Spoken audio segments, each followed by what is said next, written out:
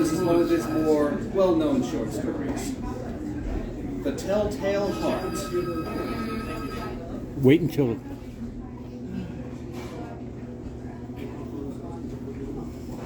True. Nervous. Very, very dreadfully nervous I had been and am. But why will you say that I am mad? The disease had sharpened my senses, not destroyed, not dulled them. Above all was the sense of hearing acute. I heard all things in the heaven and in the earth. I heard many things in hell. How then am I mad?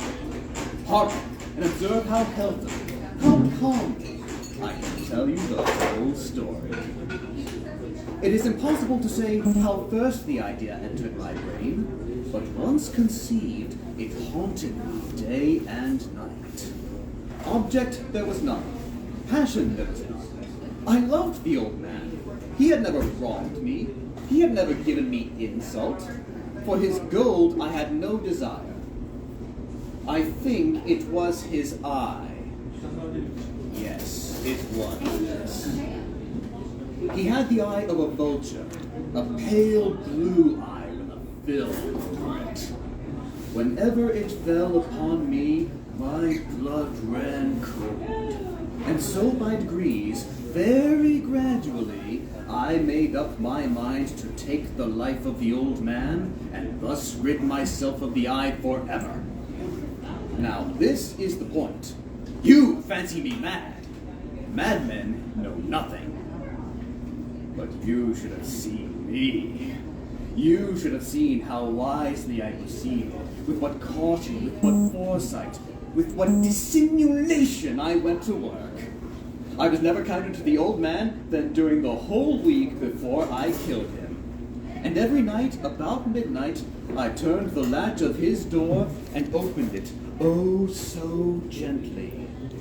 And then, when I had made an opening sufficient for my head, I put in a dark lantern, all closed, that no light shone out. And then I thrust in my head. Oh, you would have laughed to see how cunningly I thrust it in. I moved it slowly, very, very slowly, so that I might not disturb the old man's sleep. It took me an hour to place my whole head within the opening, so far that I could see him as he lay upon his bed. Would a madman have been as wise as this?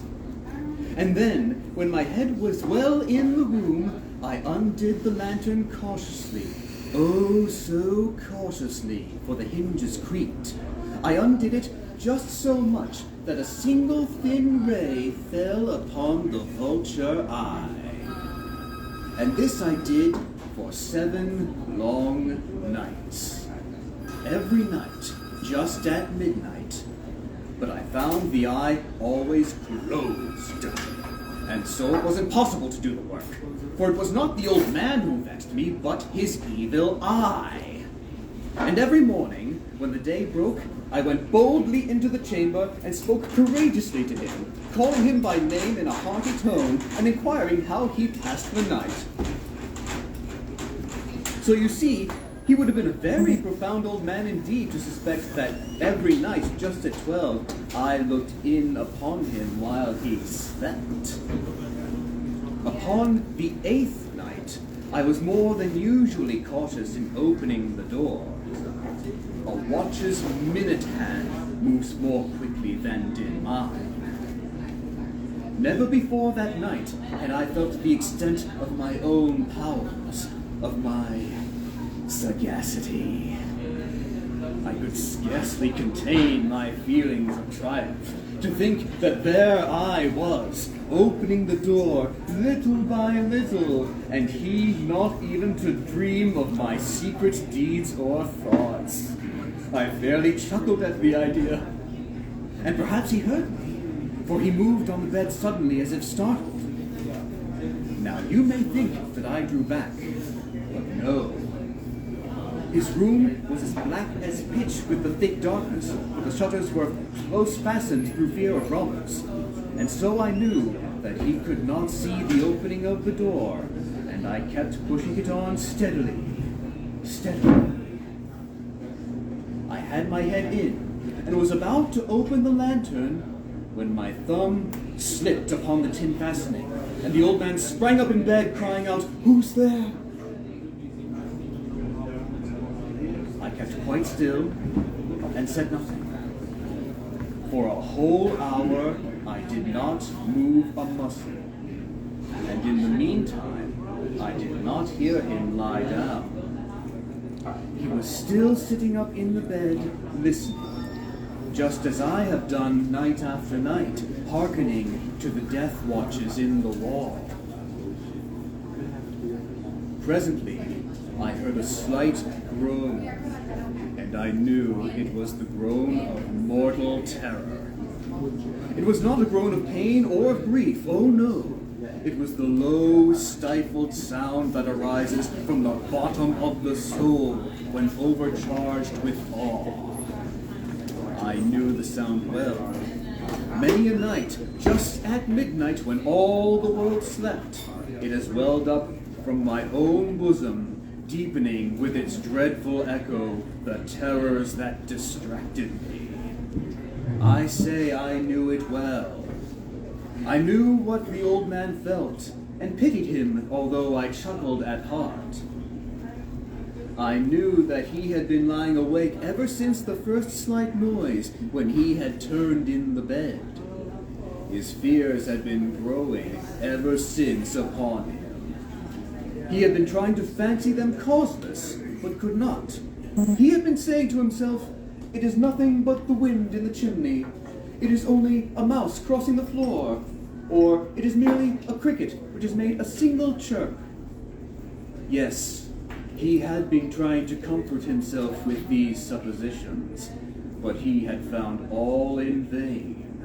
All in vain. Because death, in approaching him, had stalked with his black shadow before him and enveloped the victim. And it was the mournful influence of the unperceived shadow that caused him to feel, although he neither saw nor heard, to feel the presence of my head within the room. When I had waited a long time, very patiently, without hearing him lie down, I resolved to open a very, very little crevice in the lantern. So I opened it. You cannot imagine how stealthily, until at length a simple, dim ray, like the thread of the spider, shot out from the crevice and fell full upon the vulture eye. It was open, wide open, and I grew furious as I gazed upon it. I saw it with perfect distinctness, all a dull blue, with a hideous veil over it that chilled the very marrow in my bones. But I could see nothing else of the old man's face or person, for I had directed the ray, as if by instinct, precisely upon the damned spot. And have I not told you that what you mistake for madness is but over-acuteness of the sense? Now I say there came to my ears a low, dull, quick sound, such as a watch makes when enveloped in cotton. I knew that sound well, too. It was the beating of the old man's heart. It increased my fury, as the beating of a drum stimulates the soldier into courage. But even yet, I refrained and kept still. I scarcely breathed. I held the lantern motionless. I tried how steadily I could maintain the ray upon the eye. Meantime, the hellish tattoo of the heart increased. It grew quicker and louder every instant. The old man's terror must have been extreme. It grew louder, I say, louder every moment. Do you mark me well? I have told you that I am nervous. So I am. And now, at the dead hour of the night, amid the dreadful silence of that old house, so strange a noise as this excited me to uncontrollable terror. Yet, for some minutes longer, I refrained and stood still. But the beating grew louder, louder. I thought the heart might burst. And now a new anxiety seized me. The sound would be heard by a neighbor. The old man's hour had come. With a loud yell, I threw open the lantern and leaped into the room. He shrieked once only. In an instant, I dragged him to the floor and pulled the heavy bed over him. I then smiled gaily to find the deed so far done. But for many minutes, the heart beat on with a muffled sound. This, however, did not vex me. It would not be heard through the wall. At length, it ceased. The old man was dead. I removed the bed and examined the corpse. Yes, he was stone dead. I placed my hand upon the heart and held it there many minutes. There was no pulsation. His eye would trouble me no more. If still you think me mad, you will think so no longer when I describe the wise precautions I took for the concealment of the body. The night waned, and I worked hastily, but in silence. First of all, I dismembered the corpse. I cut off the head, and the arms, and the legs. I then took up 3 planks from the flooring of the chamber and deposited all between the scantlings. I then replaced the boards so cleverly, so cunningly, that no human eye, not even his, could have detected anything wrong. Bug had caught all. Ha! When I had made an end of these labors, it was 4 o'clock, still as dark as midnight. As the bell sounded the hour, there came a knocking at the street door. I went down to open it with a light heart, for what had I now to fear? There entered 3 men, who introduced themselves with perfect suavity as officers of the police. A shriek had been heard by a neighbor during the night. Suspicion of foul play had been aroused. Information had been lodged at the police office, and they had been deputed to search the premises. I smiled, for what had I to fear? I bade the gentleman welcome. The shriek, I said, was my own in a dream. The old man, I mentioned, was absent in the country. I took my visitors all over the house. I bade them search well. I showed them his treasure. I led them at length to his chamber. I showed them his treasures, secure and undisturbed. In the enthusiasm of my confidence, I brought chairs into the room and desired them here to rest from their fatigues, while I myself, in the wild audacity of my perfect triumph, placed my own seat upon the very spot beneath which reposed the corpse of the victim. The officers were satisfied. My manner had convinced them. I was singularly at ease. They sat, and while I answered cheerily, they chatted of familiar things.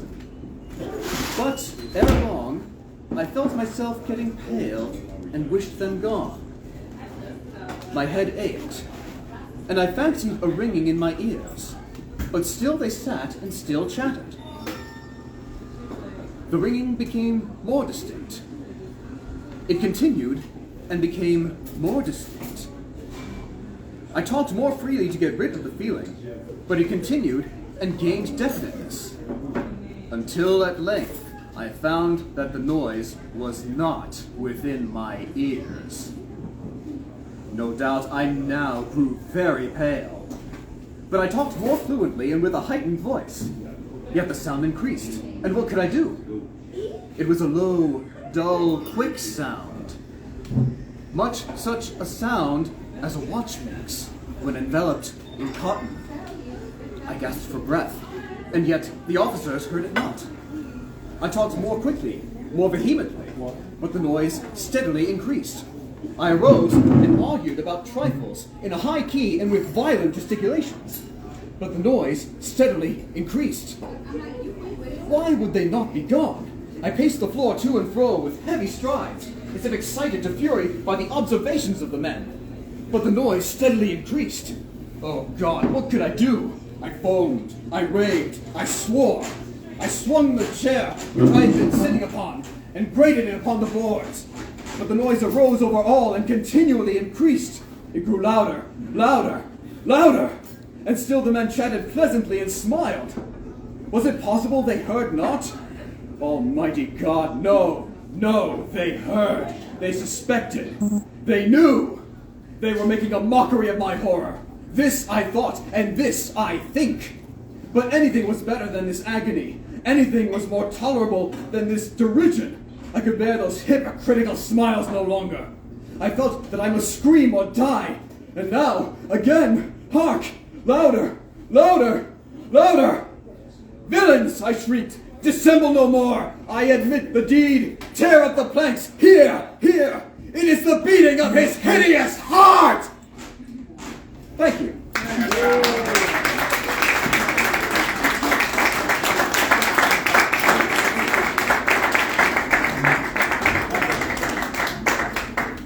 Thank you, everybody. Friday, February 2nd, we'll have an opening for George Figs, who will have a show for 3 months. That's his portrait there. He's going to do some more Poe readings. He didn't get enough tonight.